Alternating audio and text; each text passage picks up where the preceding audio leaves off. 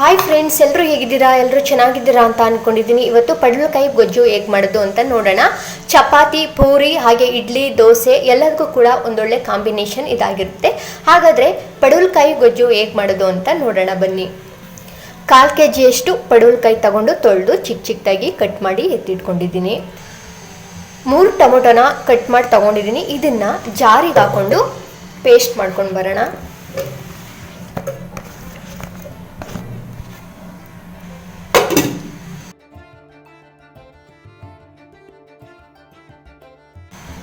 Tomato paste ready ಆಯಿತು. Stove ಮೇಲೆ ಬಾಣಲಿ ಇಟ್ಟು 2.5 ಸ್ಪೂನಷ್ಟು ಎಣ್ಣೆ ಹಾಕೊಳ್ಳೋಣ. ಎಣ್ಣೆ ಎಲ್ಲ ಚೆನ್ನಾಗಿ ಕಾದಿದೆ. 1/4 ಟೀ ಸ್ಪೂನಷ್ಟು ಸಾಸಿವೆ ಹಾಕೊಳ್ಳಿ. 1 ಟೀ ಸ್ಪೂನಷ್ಟು ಕಡಲೆಬೇಳೆ, 1 ಟೀ ಸ್ಪೂನಷ್ಟು ಉದ್ದಿನಬೇಳೆ, ಅರ್ಧ ಗೆಡ್ಡೆಯಷ್ಟು ಬೆಳ್ಳುಳ್ಳಿ ಹಾಕೊಳ್ಳಿ. 2 ಈರುಳ್ಳಿನ ಚಿಕ್ಕ ಚಿಕ್ಕದಾಗಿ ಕಟ್ ಮಾಡ್ಕೊಳ್ಳಿ. ಈರುಳ್ಳಿ ಹಸಿ ಸ್ಮೆಲ್ ಹೋಗಬೇಕು, ಅಲ್ಲಿವರೆಗೆ ಚೆನ್ನಾಗಿ ಬಾಡಿಸ್ಕೊಳ್ಳೋಣ.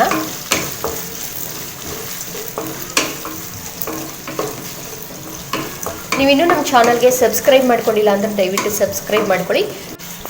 ಪಡವಲಕಾಯಿ ಹಾಕೊಳ್ಳೋಣ. ಈರುಳ್ಳಿ ಚೆನ್ನಾಗಿ ಫ್ರೈ ಆದ ನಂತರ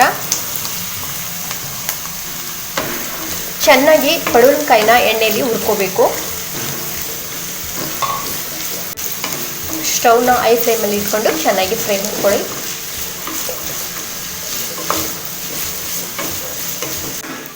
ಕಾಲು ಟೀ ಸ್ಪೂನಷ್ಟು ಅರಿಶಿನ ಹಾಕೊಳ್ಳಿ.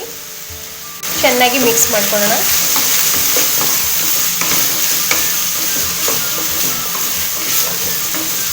ಎಣ್ಣೆಲೆ ಒಂದು 10 ನಿಮಿಷ ಚೆನ್ನಾಗಿ ಬೇಯೋದಕ್ಕೆ ಬಿಡೋಣ.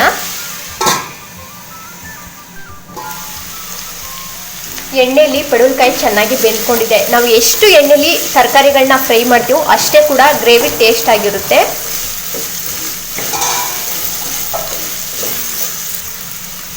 ಟೊಮೊಟೊ ಪ್ಯೂರಿ ಹಾಕೊಳ್ತಾ ಇದ್ದೀನಿ. ಮಿಕ್ಸ್ ಮಾಡ್ಕೊಳ್ಳಿ.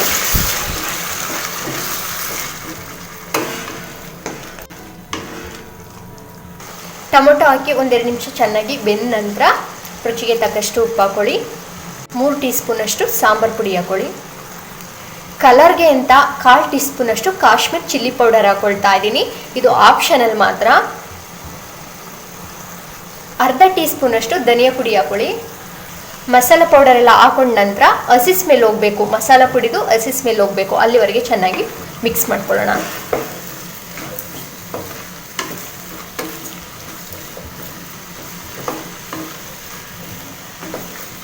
ಗ್ರೇವಿ ಎಷ್ಟು ಗಟ್ಟಿಗೆ ಬೇಕೋ ಅಷ್ಟು ನೀರು ಹಾಕೊಳ್ಳಿ. ನಾನಿಲ್ಲಿ 1 ಕಪ್ಪಷ್ಟು ನೀರು ಹಾಕೊಳ್ತಾ ಇದ್ದೀನಿ.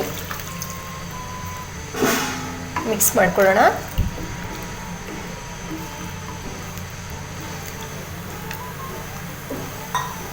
ಮುಚ್ಚಳ ಮುಚ್ಚಿ 1/4 ಗಂಟೆ ಬೇಯೋದಕ್ಕೆ ಬಿಡ್ತಾ ಇದ್ದೀನಿ. ಗ್ರೇವಿ ಎಲ್ಲ ಚೆನ್ನಾಗಿ ಬೆಂದ್ಕೊಂಡಿದೆ ನೋಡಿ. ಓಕೆ, ಇವಾಗ ಸ್ಟವ್ ಆಫ್ ಮಾಡ್ಕೊಳ್ಳೋಣ. ಬಿಸಿ ಬಿಸಿ ಅನ್ನಕ್ಕೆ, ಪೂರಿ, ಚಪಾತಿ ಎಲ್ಲದಕ್ಕೂ ಕೂಡ ಒಂದೊಳ್ಳೆ ಕಾಂಬಿನೇಷನ್ ಚೆನ್ನಾಗಿರುತ್ತೆ. ನೋಡಿದ್ರಲ್ಲ ಫ್ರೆಂಡ್ಸ್, ಪಡವಲಕಾಯಿ ಗ್ರೇವಿ ಹೇಗೆ ಮಾಡೋದು ಅಂತ. ಬಿಸಿ ಅನ್ನಕ್ಕೆ, ಚಪಾತಿಗೆ, ಇಡ್ಲಿ, ಪೂರಿ, ದೋಸೆ ಎಲ್ಲದಕ್ಕೂ ಕೂಡ ಒಂದೊಳ್ಳೆ ಕಾಂಬಿನೇಷನ್ ಆಗಿರುತ್ತೆ. ಈ ರೆಸಿಪಿ ಇಷ್ಟ ಆಗಿದ್ರೆ ಲೈಕ್ ಮಾಡಿ, ಶೇರ್ ಮಾಡಿ, ಸಬ್ಸ್ಕ್ರೈಬ್ ಮಾಡ್ಕೊಳ್ಳಿ. ದಿನ ವಿಡಿಯೋದಲ್ಲಿ ಹೊಸ ರೆಸಿಪಿ ತೊಗೊಂಡು ಬರ್ತೀನಿ. ಅಲ್ಲಿವರೆಗೂ bye bye, take care, thank you so much.